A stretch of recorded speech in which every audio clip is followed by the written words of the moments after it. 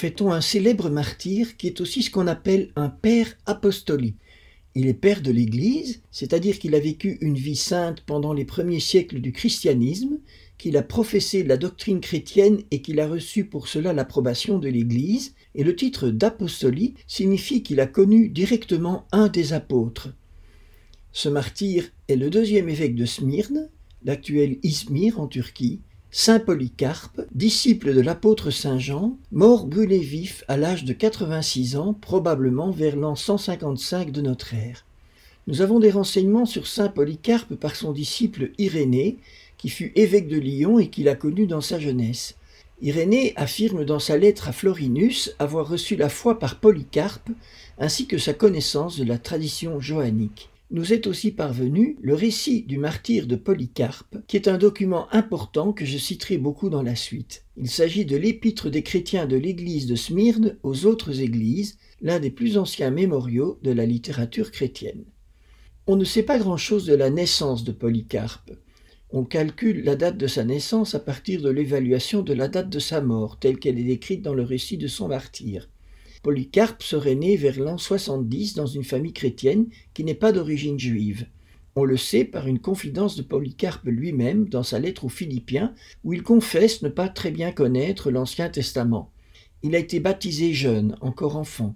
On ne sait pas quand Polycarpe a été sacré évêque à la suite de Boucolos, premier évêque de la ville. Il est déjà évêque lorsqu'Ignace d'Antioche passe par Smyrne sur la route de son martyre. Je vous rappelle que l'évêque Saint Ignace d'Antioche a été condamné à mourir dévoré par les bêtes sauvages à Rome et qu'il nous a laissé de magnifiques lettres que Polycarpe va lui-même diffuser en Asie mineure et participer ainsi à la conservation de ces lettres jusqu'à nos jours. Ignace d'Antioche passe par Smyrne aux environs de l'an 107. Polycarpe est un jeune évêque à cette époque, il a environ 40 ans. Outre son martyre, il y a 3 éléments connus avec certitude dans la vie de Polycarpe. Le premier est son combat pour la vraie foi. Polycarpe, comme beaucoup de pères de l'Église, a combattu les hérésies et défendu la foi apostolique. Il s'appuyait sur l'exemple de son maître, l'apôtre Saint Jean. Irénée raconte, je cite, « Certains ont entendu Polycarpe conter que Jean, le disciple du Seigneur, étant allé au bain à Éphèse, aperçut Cérinthe à l'intérieur. Alors, sans se laver, il bondit hors de l'établissement. Sauvons-nous, dit-il, de crainte que les bains ne s'écroulent puisque Cérinthe, l'ennemi de la vérité, est à l'intérieur. » On voit que déjà du temps des apôtres, il y avait des hérésies à combattre ou à fuir. Deuxième fait historique qui regarde la vie de Polycarpe, c'est sa rencontre avec le pape Anicet à Rome. La rencontre est amicale, respectueuse et cordiale. Un des points discutés est la date de Pâques, qui est déjà différente en Orient et en Occident. L'évêque de Rome et l'évêque de Smyrne n'arrivent pas à se mettre d'accord, mais ils se quittent bons amis. Le troisième fait historique est la lettre que Polycarpe a écrite aux Philippiens. C'est grâce à cette lettre que nous avons aussi conservé les lettres d'Ignace d'Antioche en route vers son martyre. Polycarpe écrit en effet « Nous vous envoyons les lettres d'Ignace comme vous nous l'avez demandé, celles qui nous a adressées et toutes les autres que nous avons chez nous. Elles sont jointes à la présente lettre et vous pourrez en tirer grand profit, car elles renferment foi, patience et toute édification en notre Seigneur.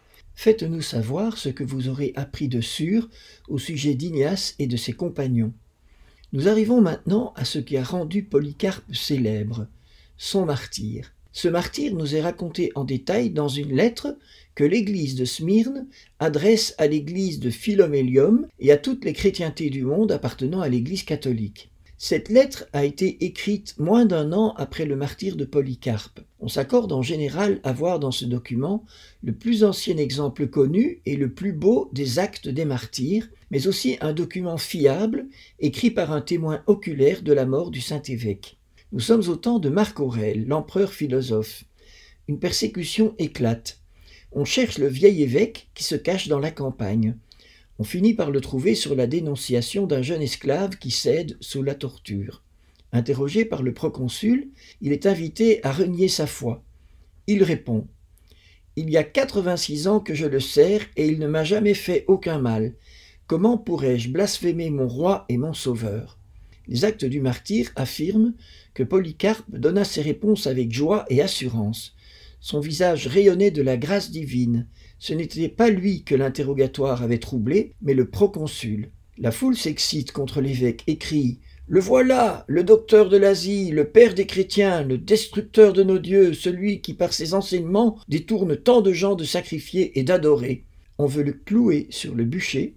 Il refuse en disant « Celui qui me donne la force d'affronter le feu me donnera aussi celle de rester immobile sur le bûcher sans qu'il soit besoin de vos clous. » Sur le bûcher, Polycarpe fait cette magnifique prière.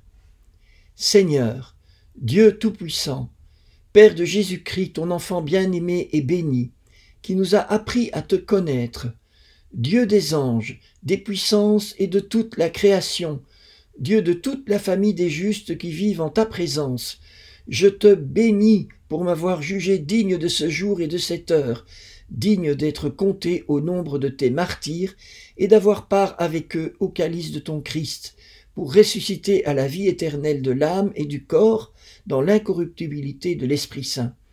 Puissé-je aujourd'hui être admis en ta présence avec eux comme une victime grasse et agréable, de même que le sort que tu m'avais préparé, que tu m'avais fait voir d'avance, tu le réalises maintenant, Dieu de vérité, exempt de mensonge.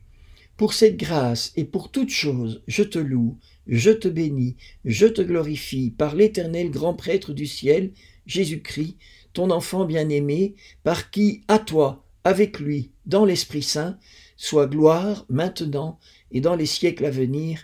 Amen. Tout le récit du martyre de Polycarpe est une proclamation de la foi en la résurrection. Polycarpe ne va pas à la mort, il va vers la vie. Pour la première Église, c'est clair, les martyrs ne vont pas à la mort, mais par leur mort, unis à la passion du Seigneur, ils vont à la résurrection, en participation avec celle de Jésus. Puissions-nous aujourd'hui avoir une telle foi dans la résurrection des morts. Nous aussi, nous sommes créés pour la vie et la vie éternelle.